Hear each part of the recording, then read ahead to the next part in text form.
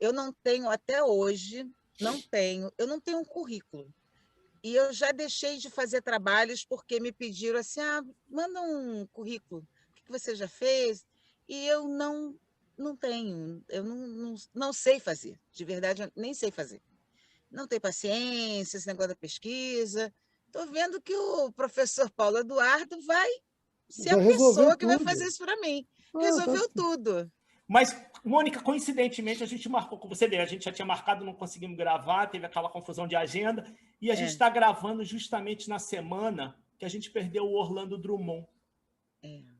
E eu achei muito louco, porque você fez Caverna do Dragão com ele, né? Sim, eu fiz Caverna do Dragão com ele e ele, na verdade, ele foi uma influência para minha vida muito mais do que ser apenas uma influência profissional. Ele foi uma influência para minha vida pessoal. Ontem, até quando eu postei falando dele, né? Eu terminei o texto falando pai, pai, e as pessoas não entenderam e começaram a achar que eu sou filha biológica dele. E não tem É, nada a ver. já O era. Drummond, eu comecei a chamá-lo de pai, pai, que na verdade quem usava esse bordão nem era ele, era o Castrinho, que usava Isso. no programa do Chico Anísio, mas há muitos anos, eu chamo ele de pai, pai, porque realmente ele foi um pai para mim, foi uma referência profissional e, acima de tudo, uma referência de vida. Para vocês terem uma ideia, ele e a maravilhosa Glória, né, a esposa dele, um casamento de 70 anos, gente. Imagina, um Nossa. casamento de 70 anos. Eles foram tão fonte de inspiração para mim que o meu primeiro apartamento era totalmente inspirado na casa deles, sabe? Eles foram uma referência para mim de casal, de vida, de paixão pela vida, de história de amor, e, obviamente, uma referência profissional. Eu via o Orlando Drummond nos humorísticos da TV Tupi, porque na minha casa só se assistia TV Tupi, minha mãe só assistia TV Tupi. Então, a TV Tupi foi uma referência para mim. E eu assistia ele nos humorísticos. Aí teve uma vez, eu era bem pequena, eu consegui entrar no estúdio da TV Tupi, eles estavam gravando um humorístico, que eu não lembro na época qual era, e estava lá o Orlando Drummond. E eu fiquei assim, né? Nossa, é ele. É, Mal sabia eu que algum tempo depois eu iria trabalhar com ele, né? Dividir a bancada com ele, aprender com ele e me tornar assim, praticamente uma filha para ele, porque o amor que eu tenho por ele, e digo tenho, não vou dizer tinha, o amor que eu tenho por ele, pela Glória, é uma coisa que eu vou levar para sempre, né? Eles nos abraçaram assim, digo nos abraçaram porque eu fui casada com o Mário Jorge, né, que é dublador também, Uhum. e Mário Jorge também chama ele de pai pai. Eles realmente nos adotaram como filhos. É uma referência maravilhosa. Eu estou bem emocionada agora falando dele. Porque, imagina, né? Uma convivência de 40 anos onde eu nunca vi aquele homem mal-humorado, nunca vi aquele homem falando mal de ninguém, sempre chegando feliz para trabalhar, sabe? Sempre brincando com os colegas, sempre sacaneando os outros, sacaneando assim no bom sentido, Uhum. né? Na brincadeira. Então, caramba, as melhores recordações para sempre. Sem contar que as dublagens dele marcaram, assim, marcou um monte de geração, né? Sim, uma escola. A gente assistiu Drummond dublar porque, ultimamente, nós de alguns anos para cá, todo mundo dubla separado, né? Uhum. Mas ainda tive o privilégio de dirigi-lo, né? Porque depois de algum tempo, eu me tornei diretora, então eu tive o privilégio de dirigi-lo. E era assim, era maravilhoso, porque ele tirava umas inflexões, não sei de onde, sabe? Assim, nossa, o tom era sempre perfeito, a voz estava sempre no lugar. Que escola, que escola. Só tem coisa boa para falar com ele. E vou te dizer, não estou falando isso porque morreu, não, tá? Porque eu sou muito sincera. Teve um colega nosso que morreu já há alguns anos, e aí no dia que ele morreu, vieram me dar notícia: puxa, que pena, o fulano morreu, que grande perda. Eu falei: perda para a dublagem, sim. Para a humanidade, nenhuma. Porque o cara era um puta dublador, maravilhoso também. Agora, não é porque o cara morreu que eu vou dizer assim, ai, mas era uma pessoa tão boa. O Mota falou que... Vou entregar o Mota, né? Mota foi meu... Vocês começaram juntos? Vocês começaram na Herbert Richards, é isso? Isso, eu acho que na mesma época. Eu acho que o Mota veio um pouquinho depois de mim, eu acho. Não tenho certeza, mas acho que sim. A gente teve essa super escola, né, que foi a Herbert Richards, onde ali ou você aprendia e era na marra, né, naquela. Hoje em dia tem um monte de cursos de dublagem. Agora tem até curso online, né, por causa da pandemia. As pessoas ficam anos fazendo curso. Naquela época, não. Alguns dubladores entraram sem nem fazer curso, eles também, claro que o acesso aos estúdios era muito mais fácil, né? A gente não tinha contrato de confidencialidade como tem agora, né? Hoje em dia é bem complicado para uma pessoa visitar um estúdio, mas naquela época não. Chegava lá e falava assim: ah, eu sou amiga do Serginho, vim com ele. Ah, Serginho, você convidou? Convidei, pode deixar entrar. Botava um crachazinho na pessoa, a pessoa passava o dia inteiro na Herbert, assistindo dublagem e ia aprendendo na observação, né? Claro que era um começo bem difícil, porque sem você ter treinado nunca, né? Então você ia ali fazer o teste, né? Assim, não, o teste era... Como é que a pessoa vai fazer um teste se nunca treinou, né? Então era bem difícil. Mas muita gente aprendeu a dublar assim. Eu praticamente aprendi a dublar assim. Quando eu entrei, já tinha a escolinha, que a Herbert colocou um anúncio no jornal, convocando atores que quisessem fazer um teste para entrar na escolinha de dublagem, que era uma escolinha gratuita, né? E que durava 3 meses. Hoje em dia as pessoas ficam 2 anos fazendo curso. Nossa. 3 meses. 3 meses você fazia o curso, ou era aprovado, ou tchau, foi bom te conhecer, entendeu? Algumas pessoas até ainda tinham uma segunda chance, mas normalmente era isso. Só que quando eu fiz esse teste para a escolinha, eu já frequentava a Herbert há 2 anos, porque eu conheci o Mário, fora da dublagem, e ele já era dublador. Então eu comecei a frequentar o estúdio com ele. Ele ia dublar, eu ia com ele. Até então, eu nunca tinha nem ouvido falar em dublagem. Eu não sabia, eu nunca tinha parado para pensar como é que eu assistia os filmes falados em português na televisão. Eu nunca tinha parado para pensar nisso, né? Então, eu não fazia ideia. Quando ele me falou, né, sobre dublagem e tal, aí eu, obviamente, fiquei curiosa. E aí fui com ele. E aí, quando eu fui a primeira vez, aí cheguei lá, né, encontrei os dubladores. Aí comecei a ouvir aquelas vozes que eu ouvia na televisão. Aí fiquei enlouquecida, né? Enlouquecida. E aí eu queria ir sempre que eu podia, eu ia com ele. E nessa, eu fiquei 2 anos assistindo dublagem, até que pintou esse teste para fazer a escolinha. Aí eu fui fazer o teste. E foi, assim, sensacional, porque foi como se eu tivesse feito aquilo a vida inteira. Eu tive muita facilidade para dublar. Eu, quando fiz o teste, quem estava no estúdio comigo, né, outras pessoas que estavam ali fazendo teste, falaram assim: ah, mas você já dubla, né?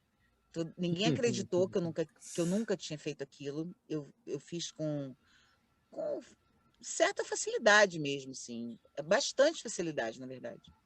E aí fiz a escolinha e comecei logo a trabalhar. Fui contratada e estou aí até hoje. Antes de entrar no assunto que eu quero, eu tenho que fazer 2 considerações. Primeiro, que o Serginho falou um monte de gente que você dubla aí, mas não falou da estrela maior, que é a Priscila da TV Colosso. É um absurdo ele não ter falado.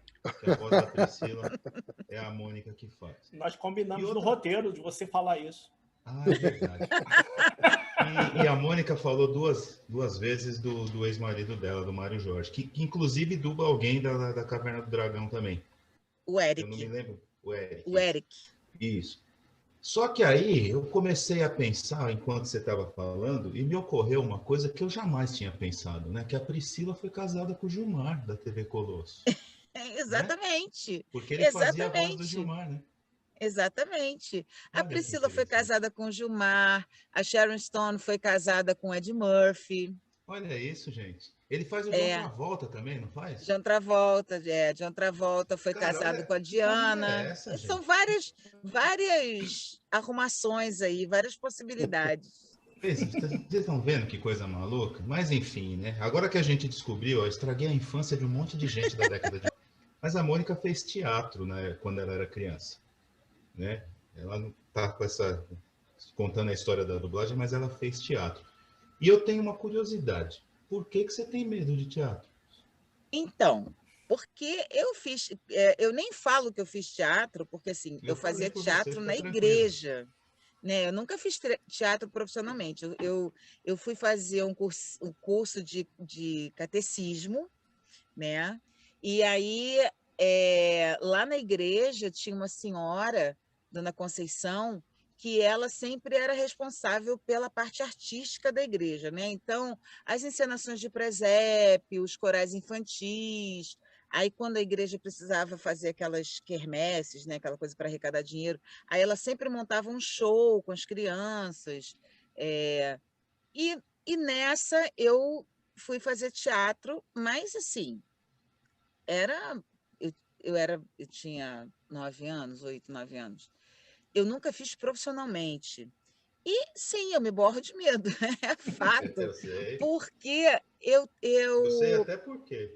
primeiro, o apagão, né? Vixe. O apagão é um negócio que me apavora demais. Assim, eu acho que eu sei fazer teatro. Eu acho que eu sei fazer, né? Mas eu acho que eu vou esquecer. E aí eu acho que eu não quero fazer. Muito louco. Não, e é Isso. engraçado que quando eu vou ao teatro, pode ser a maior comédia do mundo. Eu saio chorando, porque aquilo me emociona, sabe? O palco me emociona, as luzes me emocionam, aquilo tudo me emociona. Então pode ser a melhor comédia do mundo, que quando acaba, na hora do aplauso, eu choro, sempre. Eu choro em duas situações sempre. Quando eu vou ao teatro e quando eu vou a casamento. Sempre choro. É, é... E olha só, nunca tinha pensado, vou levar isso para terapia. Os dois motivos, na verdade, se resumem a mesma coisa, porque eu nunca fiz, eu nunca nem fiz teatro, nem nunca casei na igreja. E eu sempre choro quando eu estou lá. Então, talvez algum dia, se alguém tiver coragem de me convidar para fazer, talvez até eu aceite. Mas eu tenho muito medo. Muito medo. Eu perguntei para o Mota sobre teatro, exatamente porque eu falei, Mota, você fez teatro? Porque, tipo, eu acho que o dublador, você faz uma interpretação, né? Então... Tem que ser ator, tem que ter registro profissional de ator, inclusive. Pois é. Serginho, ela decora as falas e dubla olhando para a cena. Mas aí é que tá. Isso que eu faço de decorar as falas e olhar lá, né? Isso é uma memória descartável. Imagina eu treinando uma memória descartável há quase 40 anos. Eu acabei com minha memória. A minha memória, aquela memória que precisa, né, realmente guardar as coisas e armazenar, eu acabei com essa memória. Eu e todos os meus colegas dubladores. Bom, vamos lá. Teoricamente, seriam takes de 20 segundos, que a gente chama de loops. Por que a gente chama de loop? Porque lá naquela época, quando eu comecei, não era vídeo, não era nada disso, era película mesmo, né? Sim. Então, você cortava os takezinhos de 20 segundos, em média, e botava um durexzinho e fazia aquele loop. Então, aquilo ficava sendo projetado continuamente. Por isso o nome é loop. Perfeito. No Rio de Janeiro é loop, em São Paulo se chama anel. Então, pelo nosso acordo de trabalho, pela nossa regra de trabalho, a título de pagamento, né, de remuneração, cada hora de dublagem corresponde a 20 loops, 20 trechinhos de 20 segundos. E isso corresponde a 1 hora de trabalho. Hoje em dia, com o vídeo contínuo, antigamente você tinha que cortar realmente por causa da projeção. Hoje em dia, como é tudo vídeo, claro que às vezes eu dublo direto uma cena de 5 minutos, sei lá. O que que acontece? Normalmente são diálogos, né? Às vezes a gente até tem um bifão de monólogo, mas geralmente são diálogos. Então, assim, é um processo muito, muito rápido, é muito louco. O tempo que o outro personagem está falando a fala dele, eu leio a minha fala de baixo, decoro e já fico olhando para entrar na boca, entendeu? Então, é um processo muito rápido. É claro, óbvio que tem momentos que eu não decoro, tem momentos que eu leio, mas geralmente, quando é uma cena muito difícil de sincronizar, por exemplo, quando o ator está falando muito rápido, não dá tempo de ler, de ir e voltar o olho, entendeu? Então, geralmente, nessas cenas muito difíceis de sincronismo, são justamente as cenas que a gente decora e vai, porque tem que ir como a gente chama, né? Tem que ir na boca, não dá tempo de ouvir.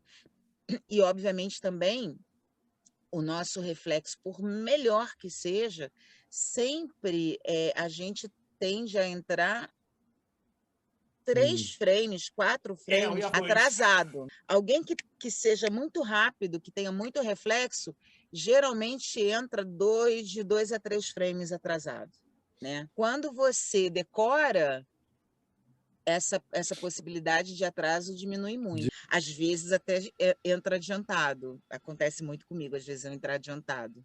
Fico tão na pilha de entrar certo que eu acabo entrando antes. Vocês estão lá com o texto para gravar, você sabe que a atriz, no caso, que você está dublando, mandou um filha da puta clássico, e aí você tá olhando lá, tá escrito seu cabeça de melão. Tá sacaneando a dublagem. Eu sinto que tu tá sacaneando a dublagem. Hoje, não, mas é verdade, porque claro tem que umas hoje dublagens já não acontece assim, não nesse nível tão esdrúxulo, né? Mas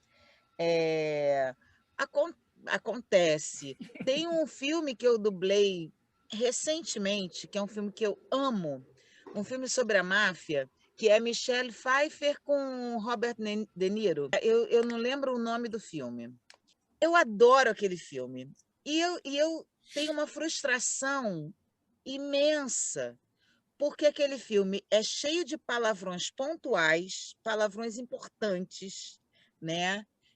Tem uma cena que eles estão comendo e aí o filho fala um palavrão e ela, como a matriarca, né? Ela olha essa boca suja, caralho, sabe? Ela manda um palavrão assim e eu não pude falar o palavrão. Então assim a cena não fez sentido, porque o engraçado era ela ameaçando o filho, vou te botar de castigo, sei lá, ela fala alguma coisa assim, vou te botar de castigo, vou te dar uma porrada, sei lá, uma coisa assim. Aquilo que era o engraçado, né? Ela entra no mercado e incendeia o mercado e não fala um palavrão. Olha, eu fiquei tão frustrada, mas eu fiquei tão frustrada como eu fico sempre, porque o palavrão, primeiro que assim, eu acho que a gente tem que respeitar o que o autor criou, né? Se o filme foi feito daquele jeito, tem que ser respeitado aquilo.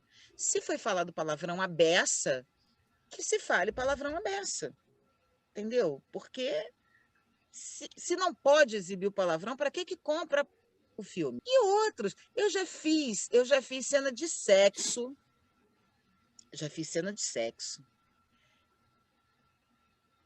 cenas super bem realizadas,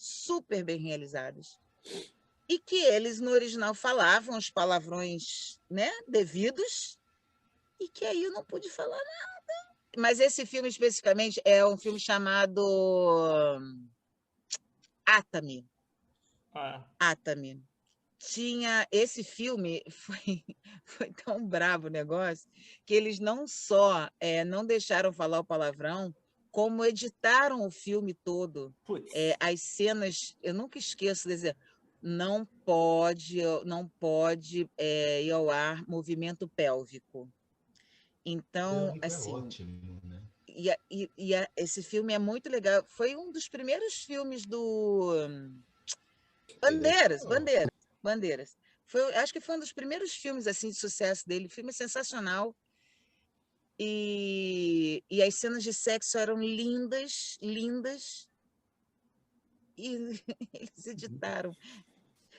Não teve palavrão, não teve movimento pélvico, não teve nada. Respondendo à sua pergunta, Paulo, é muito frustrante quando a gente não pode falar palavrão. É por isso que eu amo dublar para HBO, para Netflix, TV porque fechada aí tá é mais outro tranquilo, né? departamento, aí a Aí gente fala pode tudo tudo, que né? tem direito. Você ainda faz careta quando você dubla? Eu acho que eu continuo fazendo, né? Agora, como eu dublo de casa, né? Eu dublo aqui da minha Bate-Caverna, eu não sei porque não tem ninguém me observando, mas eu acredito que sim. Porque o que acontece é que eu sempre faço as caras, né? Quem dublava comigo dizia que quando eu estou dublando, eu faço exatamente as caras, as expressões que a atriz faz na cena, né? E que eu acho bom que isso aconteça, porque conforme você articula, né, a tua emoção vai ser diferente, a tua emissão vai ser diferente. Então, eu acho que muitas vezes, para você chegar exatamente na inflexão que o ator chegou, você tem que fazer essa mesma máscara que ele fez, né? Como se fosse uma máscara, né? Então, provavelmente eu faço muito de careta ainda. Você tem medo de fazer teatro ou de palco? Eu acho que um pouco, sim, porque olha só, por exemplo, se eu estiver no palco, é, assim, para um bate-papo, como eu já estive, né? Fui nesses eventos, aí fico lá, eu fico super à vontade, não tem problema. Eu não tenho o menor problema para falar em público, não tenho, Ah, né? Qual é a outra situação Legal. do palco? A situação de um espetáculo teatral, né? Que eu tenho medo de esquecer, e uma situação de cantar, que é uma coisa que eu não sei É fazer, mas aí que que eu é aí tento. que eu quero chegar. É aí que eu Mas aí quero eu tenho o chegar. mesmo pânico de esquecer a letra. Mas como é que você vai cantar com o Roberto Carlos, menino? Ah, meu Deus, que sonho. Gente, ele pesquisou tudo. Quando o rei faz aqueles shows que ele convida, né, as pessoas, eu sempre fico sonhando, ai, poxa, podia ser eu lá, né? O rei podia um dia me notar, querer saber assim, quem é essa voz? Eu quero ela cantando comigo. Ai, que sonho. Ô, Mônica, quando que a Mônica Pinho virou Mônica Rossi? Ah, Mônica E Pinho por virou quê? Mônica Rossi, porque Mônica Pinho, vamos lá, desde o começo.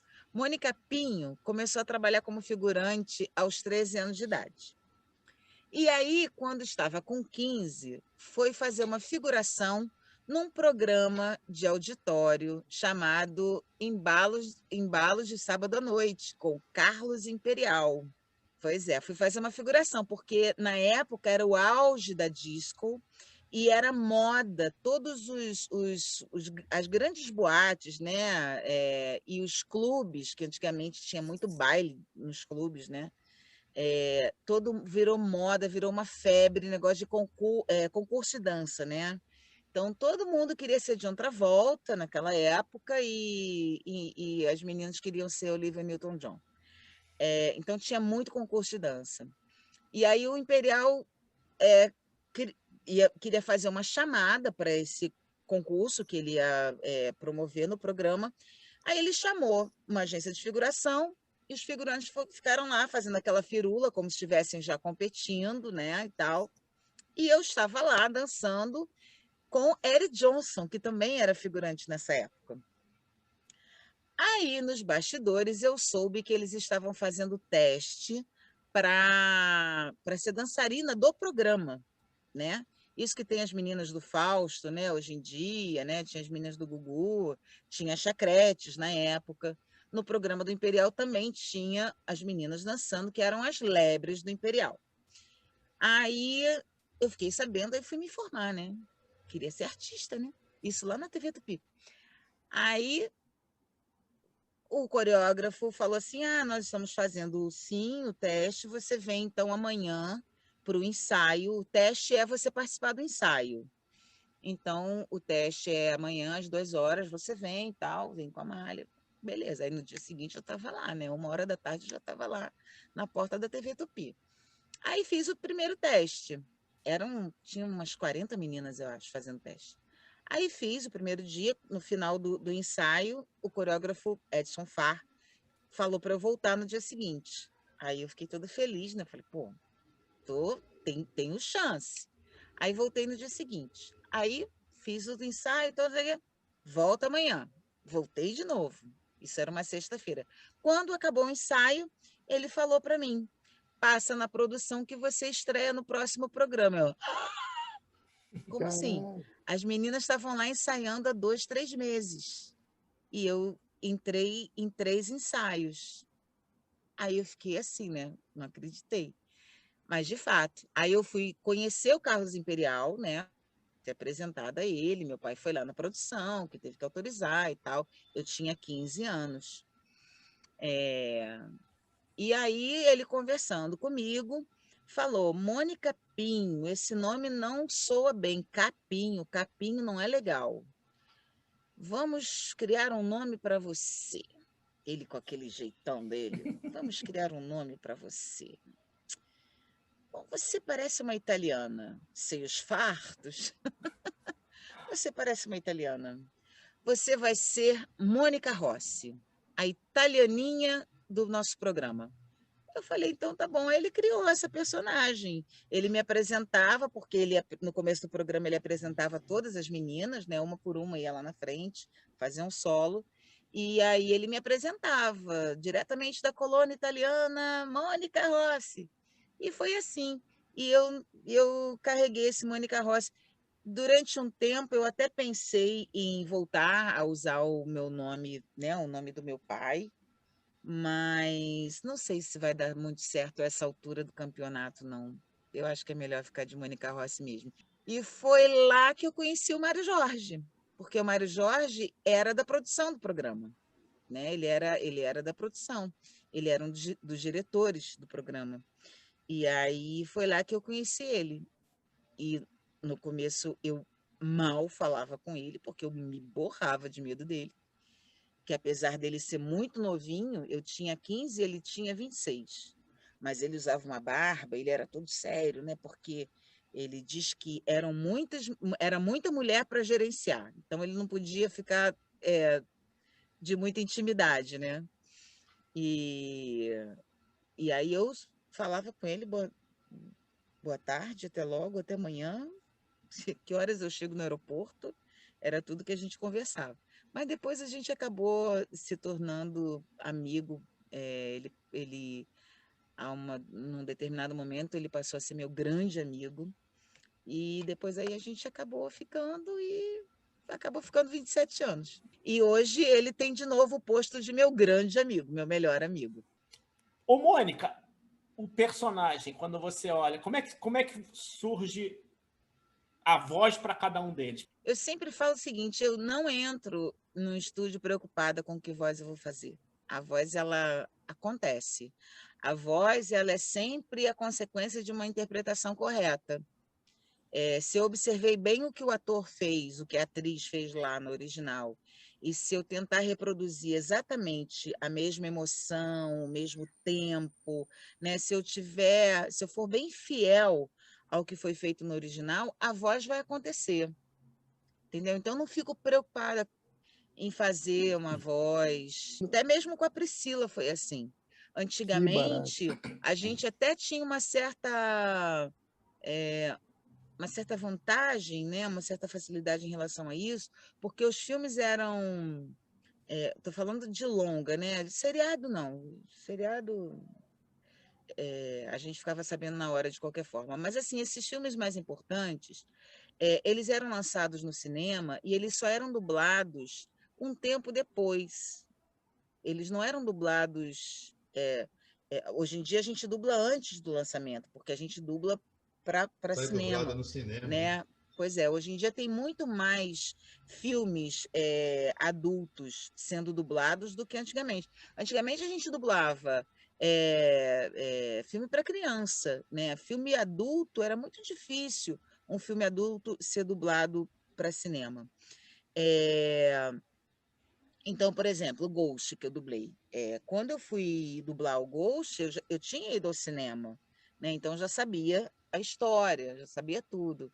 Sonhei em dublar o Ghost. Mas hoje em dia, por conta desses contratos de confidencialidade, a gente não assiste nada, não sabe de nada, não tem nada. A gente às vezes até grava o trailer, né? Mas é tudo codificado, a imagem péssima. Às vezes, até mesmo o áudio não é o áudio definitivo ainda. Vem certos trechos, vem com um audioguia feito pelo diretor, por alguém da produção. Então, assim, a gente hoje em dia não tem pista, não. A não ser o que o diretor passa para a gente, né? Porque ele sim assistiu antes, aí ele dá uma colinha. Mas assim, o que acontece? A experiência, né? Dependendo da experiência da pessoa, existe até autodireção. Eu, por exemplo, eu faço alguns trabalhos com autodireção. E assim, embora eu não tenha assistido o filme, mas aí o que acontece? O estúdio passa para mim qual é a história, até porque assim, eu fui fazer um teste, então eu faço o teste com alguém do estúdio, muitas vezes o dono do estúdio, né? Aí, na hora de dublar, ele opta pela autodireção, entendeu? Então eu faço autodireção, recebo para isso. Claro que a autodireção é uma coisa que só pode ser feita por alguém que já tenha muita experiência, né? Obviamente. Rola a autodireção. Mas quando eu faço autodireção, por exemplo, eu preciso assistir todas as cenas que eu dublei. Né? Eu preciso fazer uma revisão daquilo tudo que eu Sim, dublei. sim. Quando eu tenho um diretor, eu não preciso revisar nada, porque tem um diretor ali tomando conta se ficou bom, se não ficou. Entendeu? Claro. É isso. O Mota sempre fez mais locução, não dublagem para mim. Só que eu fiz um longa de animação em 2004 para a Xuxa, uma produção toda nossa, quando eu tinha a produtora. Uhum. E aí, quando eu entrei no estúdio, ele foi dublado lá na do Dorei, se eu não me engano. O pessoal estava gravando lá. Uhum. Esqueci o nome da produtora dele. É a Double Sound. Double Sound, isso. Aí eu tô entrando no estúdio e tô vendo uma voz de criança, que era a Xuxinha, né? Uhum. Eu falei, caramba, que criança é essa que tá fazendo a voz? Não era uma criança. Era uma mulher de, sei lá, 30 anos. Uma coisa assim. Pois é, mas olha, a veja Mônica bem, faz a hoje em Daphne dia esse do Scooby-Doo, é critério isso. de adulto fazendo criança, isso não é mais muito usado, não, raramente é usado. Claro que no caso de animação, até ok, mas quando é live action, se coloca criança para fazer criança. Existem algumas dubladoras, nós temos algumas dubladoras do mercado que elas se tornaram adultas, começaram crianças, se tornaram adultas e continuam tendo voz de criança, né? Existe, claro que existe. Mas, de um modo geral, hoje em dia se trabalha com criança fazendo criança. Agora, em cima disso, Mônica, porque, tipo, minha época lá atrás, voltando à minha fita, falavam que você fazia com um adulto fazendo voz de criança, porque o personagem, a criança, quando vai crescendo, né, tendência da voz mudar. E você perde aquela característica da voz no personagem. Então, por isso, a preferência de usar o adulto que consegue fazer a voz de criança, porque você teria uma longevidade maior do personagem, né?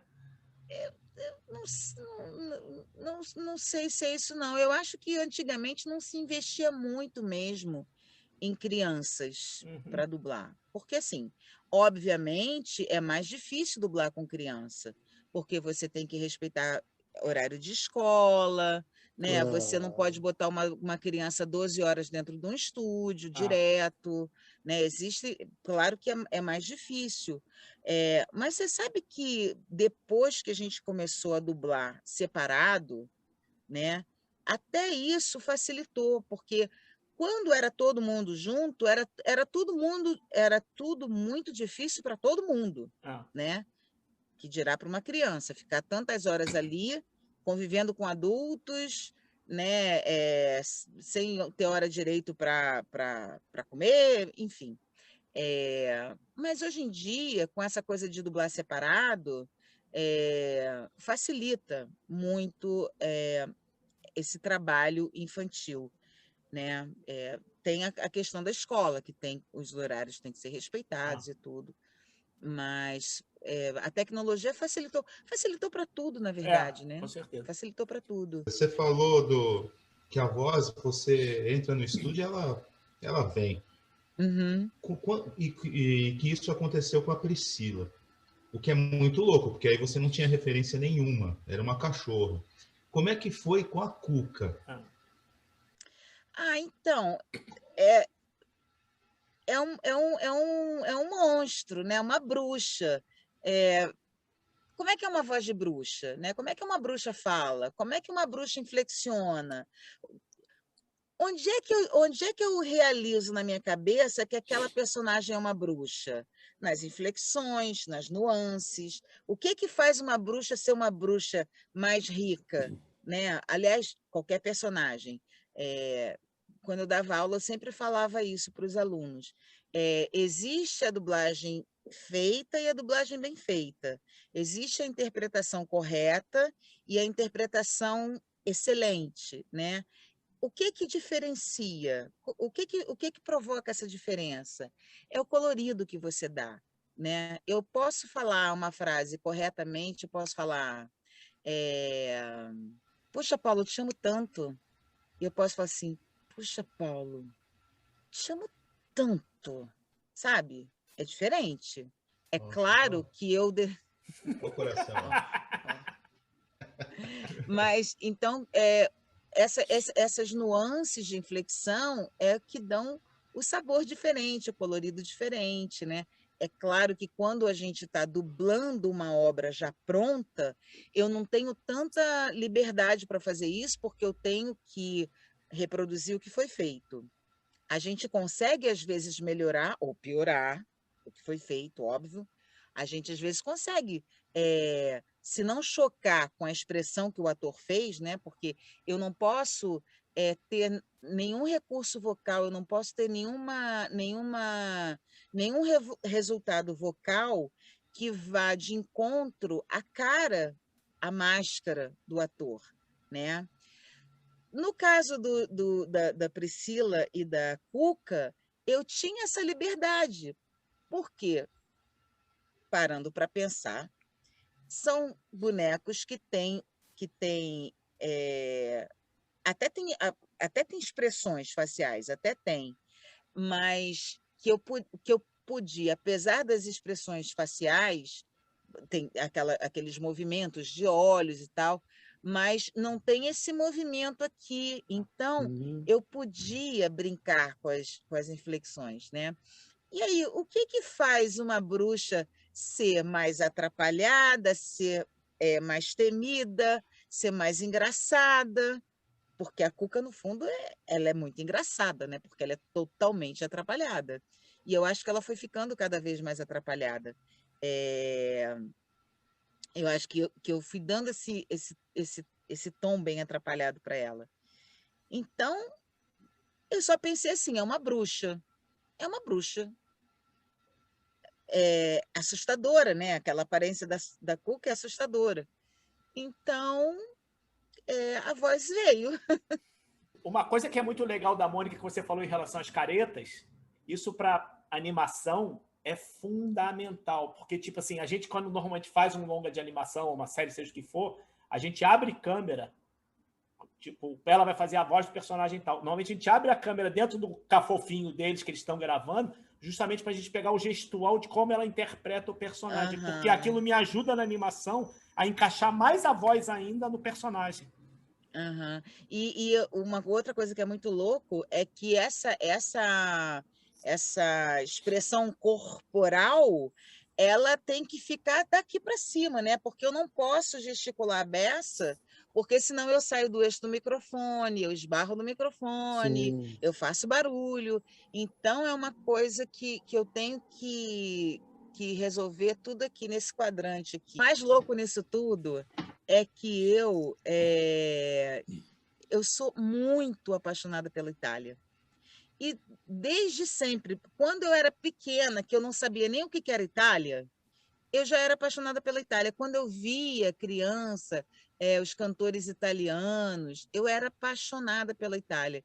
Então, essa história do Imperial ter sacado para mim esse nome italiano foi uma coincidência assim, muito feliz, foi muito legal.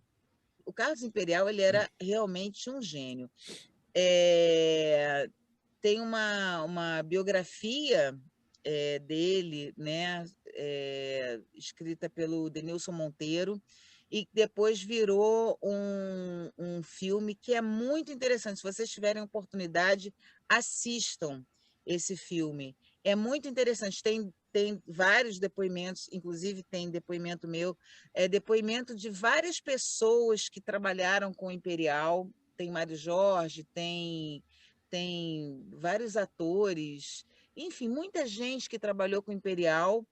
É muito interessante. O Imperial era uma figura que, se ele vivesse nos dias de hoje com as redes sociais, ele Nossa. ia ser assim, eu acho que ele ia ter bilhões de seguidores, porque ele, naquela época, né, quando não se falava de mídia, né, os termos eram outros, né, se falava da propaganda, reclame, Nossa, os reclame. reclames. O cara já sabia se promover de uma forma, ele se promovia, né, porque ele criava polêmica, ele,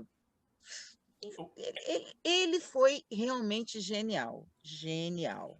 Característica de voz, vamos lá. Na verdade, eu gosto muito de dublar, né?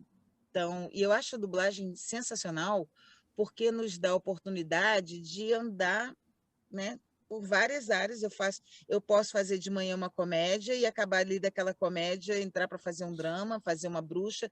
Eu tenho várias possibilidades num dia. Isso é um privilégio, Claro. né? É um privilégio.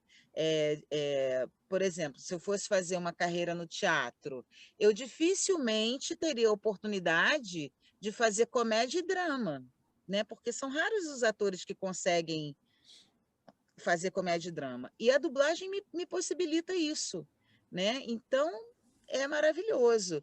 Eu gosto muito de fazer comédia, principalmente quando eu posso falar palavrão, né? Quando eu posso falar tudo que a comédia Claro. é maravilhoso.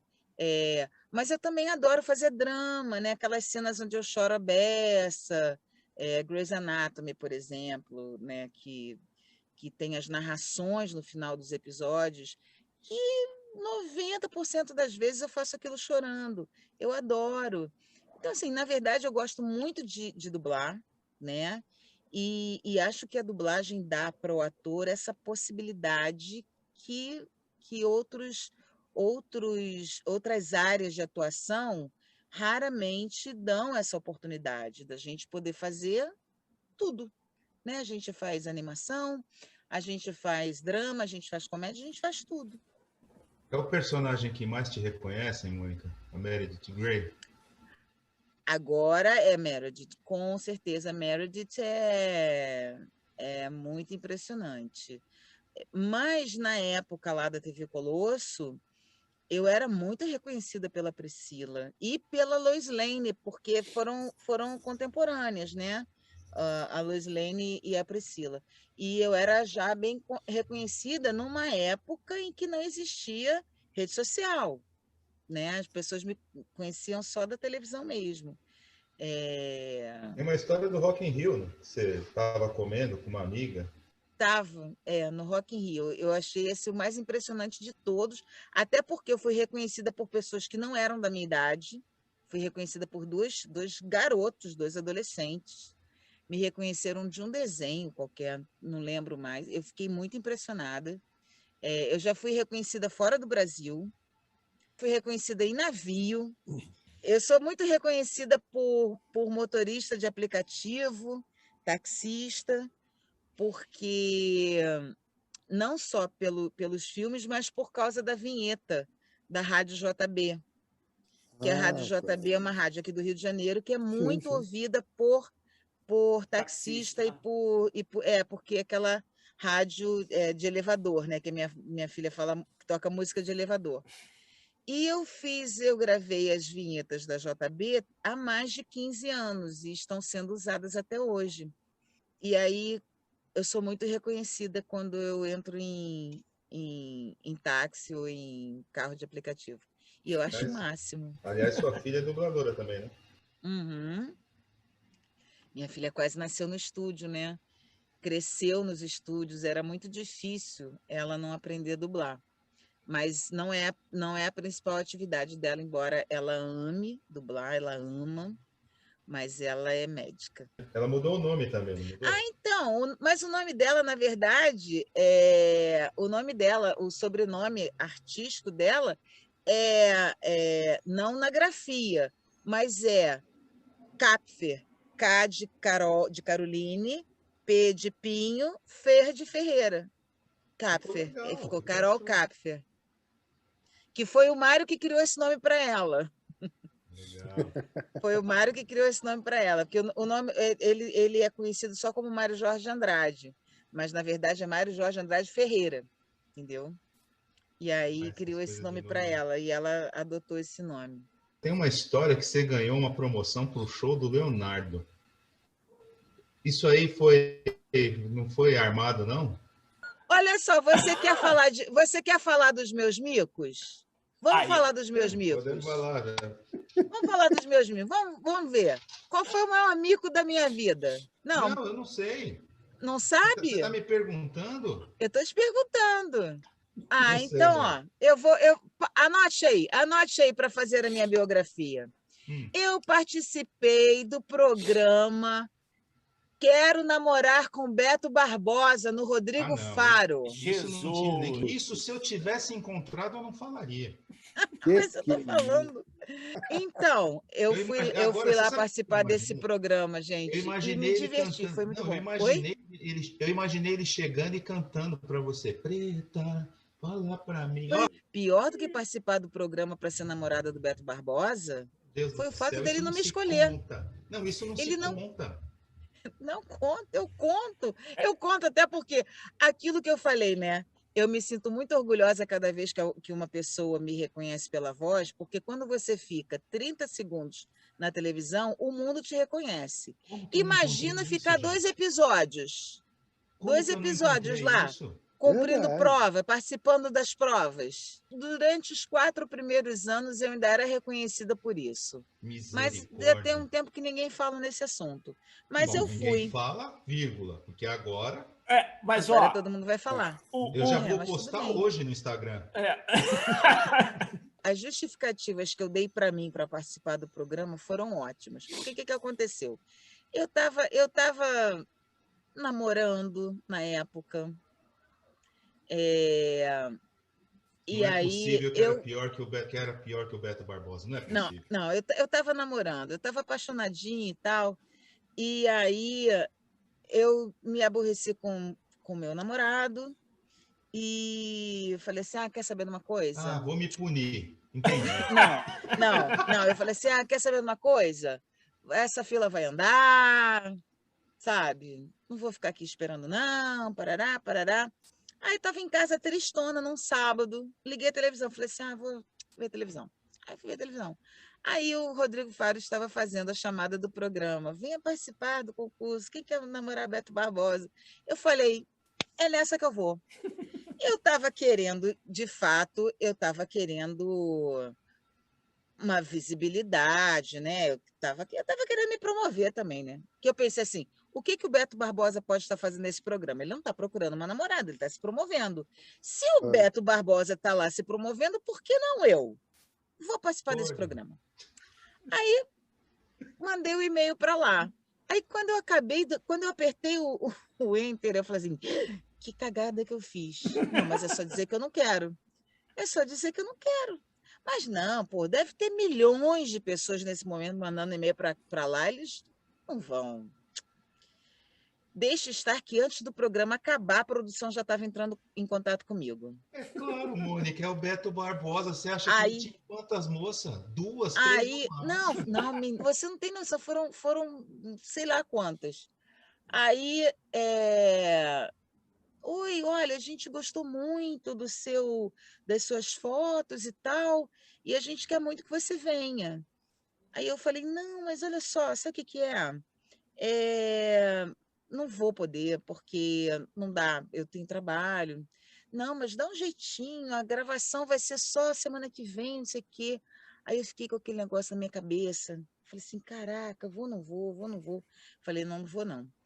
Aí me ligaram de novo, né? Aí eu falei assim, não, olha só, meu amor, desculpa, mas realmente não vou, porque não, foi um momento assim, Eu né, não, que eu não eu tava pura.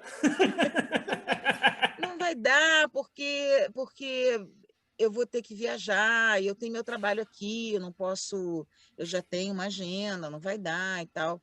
Aí ela, ai, Mônica, poxa, a gente já fez até arte com teu nome. Poxa, pensa bem, olha só, você tem até hoje à tarde para responder, tá? Mas pensa com carinho. A gente faz o Cara, seguinte: te a gente deram dá um todo esse jeito tempo para você responder e você ainda respondeu sim.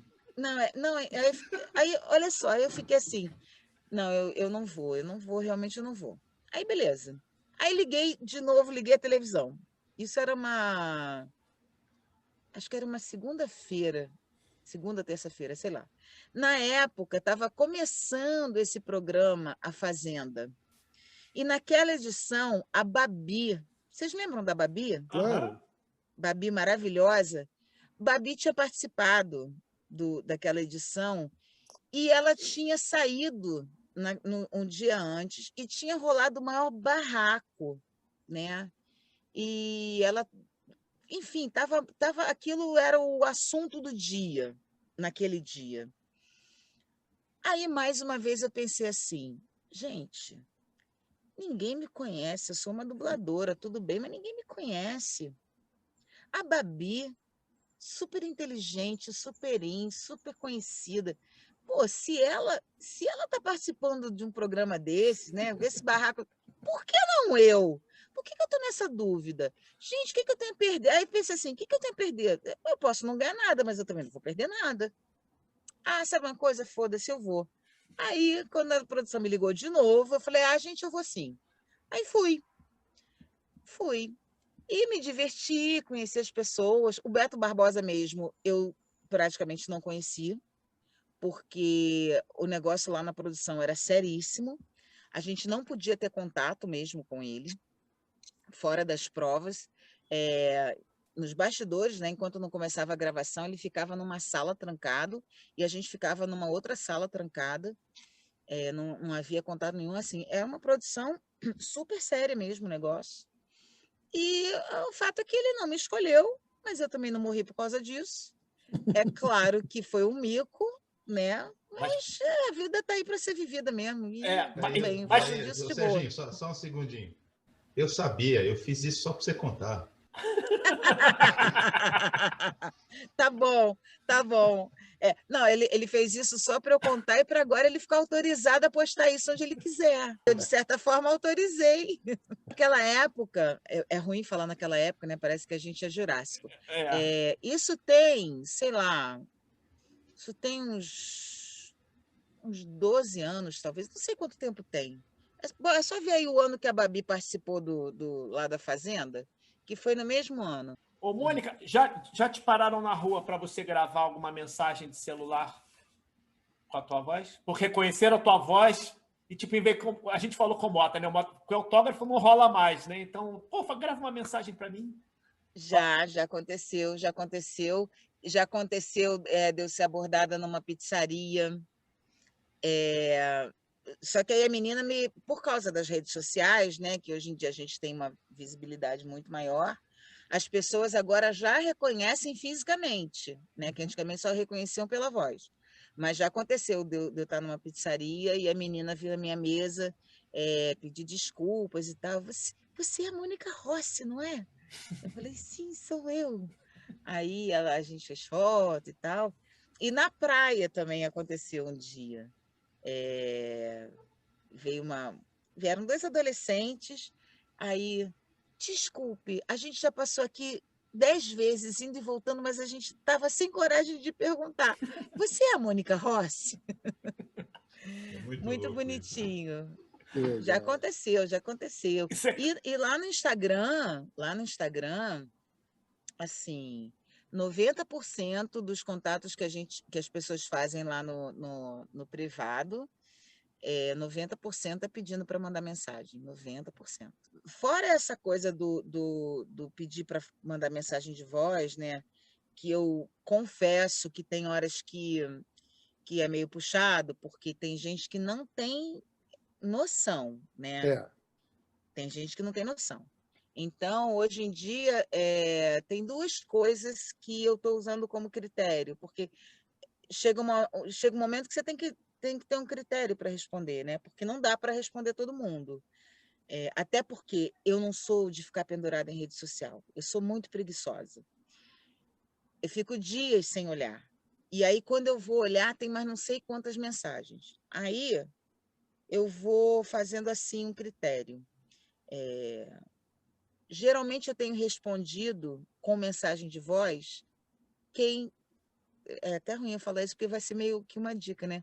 Mas geralmente eu tenho respondido quem não me pede, sabe? Porque tem pessoas que deixam mensagens tão, tão bacanas, assim, eh, mensagens tão carinhosas, sabe? Palavras tão positivas, tão legais, que é impossível não ter vontade de mandar um áudio para a pessoa, agradecendo o carinho, né? Agradecendo por me acompanhar e tal. Mas, em compensação, tem gente que, assim, oi, Mônica, aqui é o fulano de tal.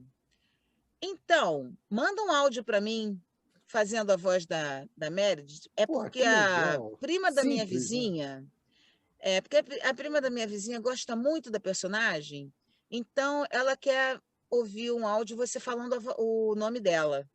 Ah, hello. Tem horas que dá preguiça, dependendo do cansaço da raiva, né? Mas, em compensação, aí quando você se depara com uma mensagem super carinhosa de uma pessoa que não te pede nada, a pessoa não te pediu nada, a pessoa mandou uma mensagem falando: Poxa, você é sensacional, admiro o seu trabalho, porque a dublagem brasileira, porque os fulano de tal também sou fã e acompanho, ou então o trabalho de vocês ajuda a gente a sair da depressão. Poxa, o teu trabalho naquele filme, eu assisto aquele filme não sei quantas vezes, porque eu trabalho. Sabe, é tanto carinho que é impossível eu não ter vontade de pegar o telefone e falar assim: Fulaninho, olha, estou passando aqui para agradecer demais o teu carinho, o teu reconhecimento, obrigada. Continua me seguindo, sabe? É impossível não ter vontade de fazer isso, impossível. Como vocês que são do meio sabem muito bem, né? Chega um momento na carreira artística que a nossa profissão simplesmente é impossível a gente continuar exercendo, né? Aliás, em qualquer profissão, de fato. Ou porque a pessoa envelheceu, perdeu a voz. Hoje em dia, muito por não conseguir acompanhar a tecnologia, né? Tem pessoas que não conseguem acompanhar, né? E algumas dessas pessoas adoeceram, não tem mesmo mais condição nenhuma de trabalhar. E são pessoas que, com certeza, pela idade, pelo tempo de serviços prestados à nação, né, são pessoas que fizeram parte da infância da maioria aqui. Né? E aí, para tentar socorrer essas pessoas, a Miriam Fischer, junto com outros colegas, eles criaram um site chamado nossasvozes.com.br. Nesse site você tem a oportunidade de fazer uma contribuição simbólica eu não lembro se é R$ 30, R$ 40, uma Uhum. contribuição que você faz para ajudar essas pessoas que estão em situação, né, de vulnerabilidade. E para retribuir essa gentileza que as pessoas fazem, ajudando financeiramente, nós mandamos uma mensagem de voz para a pessoa, e aí a pessoa pode escolher a mensagem que quiser, ou manda mensagem, tem mensagem de pedido de casamento, tem mensagem de pedido de namoro, tem mensagem para a mãe, para a professora, tem mensagem de todo tipo, né? Então, as pessoas que querem muito ter uma mensagem de voz falando, aqui quem fala é Mônica Rossi, dubladora da Meredith, do Grey's Anatomy, estou passando para mandar um beijo. Né? É só ir lá no site, Legal, super bacana. contribuir, né? Esse dinheiro não é para os dubladores que estão trabalhando, não é para mim, até porque se eu fosse cobrar para fazer uma mensagem qualquer, com certeza eu não ia cobrar R$ 30, óbvio, Claro. mas é um valor que quase todo mundo pode pagar, né? A gente até entende que tem pessoas que não podem pagar, e para essas pessoas eu continuo mandando mensagens de voz, eu nunca me neguei a mandar mensagem de voz, mas eu acho que, assim, é uma troca de gentileza, né? Tá? Pela gentileza de contribuir para a nossa campanha, a gente faz a gentileza de retribuir com uma mensagem de voz à sua escolha. Essa história de professor, né? A gente tem que valorizar mesmo os professores. Eu tenho uma professora, que ela foi minha professora da 5ª à 8ª série, professora de português e literatura, professora Cláudia, e nós somos amigas até hoje. Isso A acontece, gente viu? se fala todo dia, né? E são lembranças assim maravilhosas. E o mais incrível que nós ficamos alguns anos, né, sem contato. E o mais incrível é que ela me reconheceu na fila da padaria. E Isso aí a acontece. gente, depois desse reencontro, a gente não se desgrudou mais. Valeu, gente. Brigadão. Beijo. Tchau, beijo. Até Tchau, a próxima obrigado. mesmo. De verdade. Tchau, tchau.